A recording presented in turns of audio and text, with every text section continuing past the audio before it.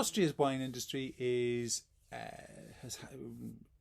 now very, very, very profitable and very much in the ascent. Really, really seriously high quality wines being made in Austria, especially in whites, and especially at the single vineyard level. Everything else that follows is still very, very good and is increasing. And on average, if you were to take a straw poll of what is our country's really average quality level, Austria would be significantly higher than most. If you do the same thing about price, the most expensive average price is New Zealand. Interesting. Anyway, this wine is extraordinary stuff. It's a single vineyard, which is Reid, R-E-I-D, and the single vineyard here is Achleiten. Small vineyard, 22 hectares. The domain Wachau own or manage about 40% of that, and 40% of their holding that they have is Grüner Veltliner, and the rest, the 60%, is Riesling. It's an amazing vineyard, and it's really, really steep. It starts, the lowest bit is about 210 metres above sea level, and the highest bit is 360, so it's a massively steep variance incline, and the soil is gneiss, which is sort of quartz or mica layered stones, lots of them, and they form this kind of rubble structure, which supports a very thin and kind of useless sandy soil on top, which is perfect for quick dispersion of vines, and for vines and for the soil to get very warm, which is very important in early spring to prevent against frost.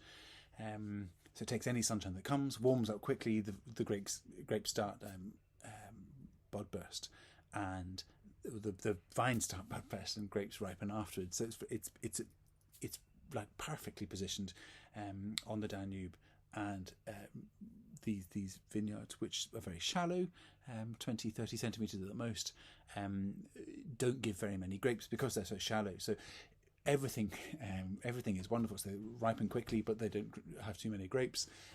So the concentration of all the quality of the vine goes into a smaller number of grapes. They're amazing. This minerality from the soil then comes into the wines by texture, slightly saline, but not too much so. So firm acidity means that even though they get fully ripe, they can age for ages, like 10, 15, 20 years for white wines.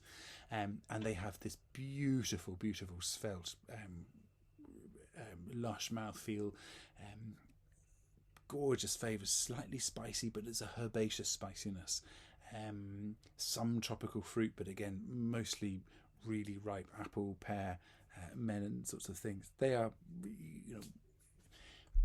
as they age, and there's an interesting thing, there's a kind of a two-staging aging process. So between 3 and 5 years, they start getting on this kind of weight.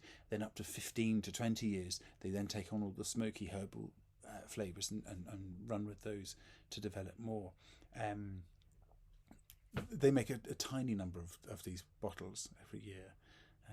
Their vines are on average 40 years old, so you could imagine that some of them are 60 plus years old, and as they go through a vine replacing scheme every 5-10 years that they have to, the vines that are at their oldest are super old, producing very small quantities of amazing grapes. The other word that's on the label, so I'll show you the label, is smaragd, and smaragd is kind of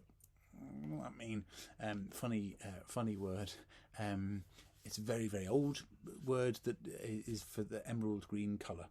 There is a lizard that lives in the warmer parts of the vineyards, only in warmer parts of warm vineyards, that they named it after. It's an emerald lizard that is called the smaragd lizard, right? The reason they chose that name as the highest quality level. So there are 3 different quality levels of Austrian whites in the Wachau. Featherstein, featherstones, which is like the green leaves of the grasses that grow in between the vines. Federspiel, feather play, and then smaragd. And smaragd has the highest levels of alcohol and the highest richness and concentration levels. It's also the one that permits the highest level of sugar, up to 9 grams of residual sugar per litre. This has 1.7 grams. It's it's very, very, very, very, very dry. You can't perceive sugar after there's less than 3 grams of residual per litre. So it's very, very dry wine. I like it's just amazing. So it's full 14% alcohol, but you won't notice that because it's just so complex. 2019 Wine Enthusiast marked this 98 points. It's very, very, very, very, very, very, very, very good. And you could probably drink it in a year or two, or now, and it would be absolutely delicious. I'm no doubt about that. But on their website, interestingly, on the front page, they're selling the 2010 vintage. It's just, yeah, well, they're Austrian, I suppose they can. And as I say, it's kind of strange that they haven't taken more to selling their stuff. But yeah, when we try wines like this, I think most of us think the next bottle they'll have will be another one. And I really hope you think the same.